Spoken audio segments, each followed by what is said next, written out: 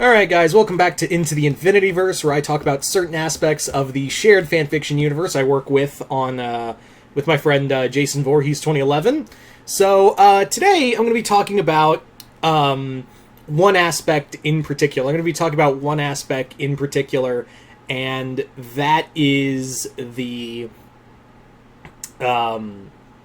aspect of Ladybug. Like what's going to be going on with Ladybug in the Infinityverse. Like what's their whole deal? So there's going to be a few things, and I can't really spoil it, but I will, and maybe I'll do another video at some point of talking like further about it. Like maybe I will further like discuss some of the other stuff that goes on in the Infinityverse for Ladybug, but as it stands, yeah, I'll I'll talk about some stuff. So anyway, let's get started. So you're probably wondering, where in continuity is this? Well, we're kind of taking like an altered canon because, yeah, in case you didn't realize, that ending to Season 3 was no bueno. It was not good, so we kind of went like, okay, so basically stuff happened in Season 3, but that ending did not happen. Also, United Heroes obviously happened, so that's also in the Infinityverse, as I've talked about before. The United Heroes in the Infinityverse are kind of like the Squadron Supreme from Marvel Comics, where they're solely an American-based team, and they answer more to the American government, whereas opposed to the Infinity League, they answer more for the world in general, rather than just be, for America. So there's this, where that line draws. Also, I should mention, just quick little thing, we did retcon, did do a little tiny retcon where, the leader of the the United Heroes, Victory, was the president. Well, in here, it's a mighty retcon where, yeah, she's not president. She's just the leader of the team. So that's about it. The other thing is that, for other heroes, like they're all there. Like most of them are all there, and but there are going to be some changes. I should also mention that.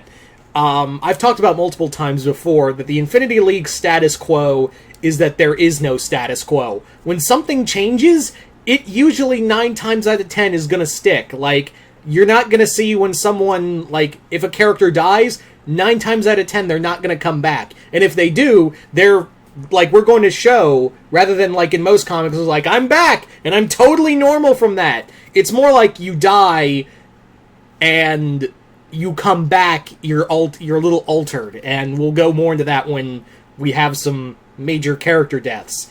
And sometimes they won't come back at all. That's the other thing. We're not going to do the Marvel DC thing where, they're gonna die and then they get resurrected. No, they're not. Like, dead is gonna mean dead in comics. I mean, like, not in comics. Unlike in comics, excuse me. Where, death is just power napping there. Here, it's like death is death, so, and that also goes for titles. Like, titles for mantles for certain characters will change. So, one character in particular for Ladybug, and it's not Chloe, I'm gonna say that right now, it's not Chloe, but someone among the Miraculous team is going to have their identity forever changed, and they're going to become something else. But that won't happen until the next event, which the next event will be Ladybug centric. It will be centered in Paris and a little more toned down as opposed to Dark Phoenix, which is more of a global scale. In the next event, the next event will be, like, Paris-focused solely. So, yeah, it'll be a little more of a toned-down event. Because we kind of needed a break from, another world-killing event. So keep that in mind. But yeah, after that event, there's going to be someone who is going to lose their miraculous and take on a different mantle. We talked about it and we were like, yeah, let's do that and keep it that way. And someone else is going to take that mantle along the way. Like, yeah, we are very much fascinated by the idea of legacy characters and, mantles being taken on by someone else.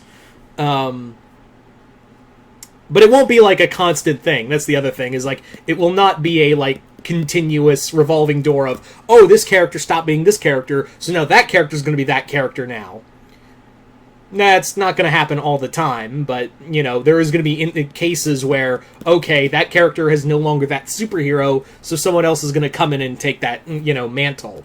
And keep it. It's not going to be like with Marvel, where it's like, oh, I'm here for about a year max, and then, oh, here you go, I'm back to being the status quo again. Like I said, the only status quo in the Infinityverse is that there is no status quo. But yeah. So another major thing that you all know from the Infinityverse right out the gate is that, Alya and Nino are not together. It's Randy and Alya. It's Randy and Alya who are together and having a relationship. Reason being is because I was kind of the point man on this one, and it was mostly because I didn't like the idea of Alya and Nino together because, I felt like their personalities just didn't mix, and it just felt like the writers forcing it because it was the two minority characters getting together as well as the two best friends of the love interest getting together. And don't worry, we'll talk about love interest shit in a moment. But yeah, it just felt like very 90s sitcom-y forced shit going on with that one, where it just felt like the writing in there for Alya and Nino, like, it just all felt forced, and it just did not feel right to anyone. So that was the big thing. And the other thing was that Jason and I were both reading, I was kind of talking to Jason about this, like, yeah, when you really think about it, like, Alya would really get along with Randy in the case that, Randy's this very fun and fun character, and he's kind of like our Green Arrow. He is very much like our Green Arrow in our universe. So Alya's kind of like the level-headed, I can pull in the reins when he goes a little too far or when he's not focused enough. So it's very much like our universe's Green Arrow and Black Canary. That's kind of the big that was kind of the big drawing point, was that, yeah, they're going to be our universe's Green Arrow and Black Canary. So that was kind of the thought process behind that one. Sorry about that. Anyway, so like I was saying, that was kind of our thought. So the love square, as it's known, or pretty much Marinette and Adrian. Yeah, Marinette and Adrian, their whole relationship is going to be a little more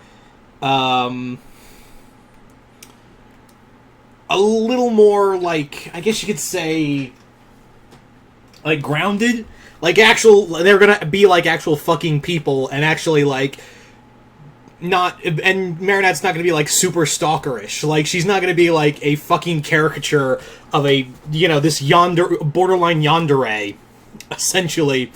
And yeah, we're gonna give a little more to do with Ladybug and Cat Noir in the coming episode, in the coming storylines of the Infinityverse.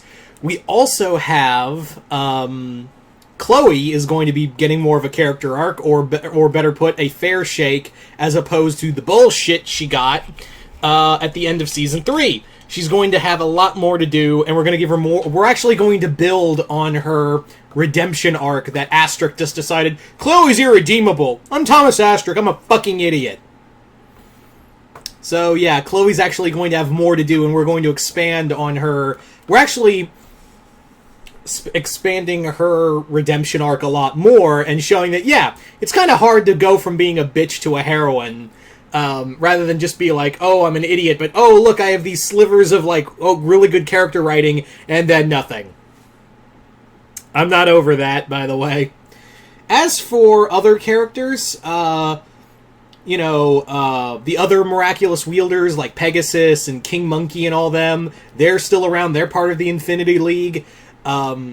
But as for other, like, villains, Hawkmoth is going to have stuff to do, and Marinette is going to have a bigger villain attack her. Like I said, in the next event, there's going to be another event that's going to be more Ladybug-centric, but there, it's going to be focused on a different villain who's picked Marinette to be her, like, the god to her Satan. The god to their Satan, essentially.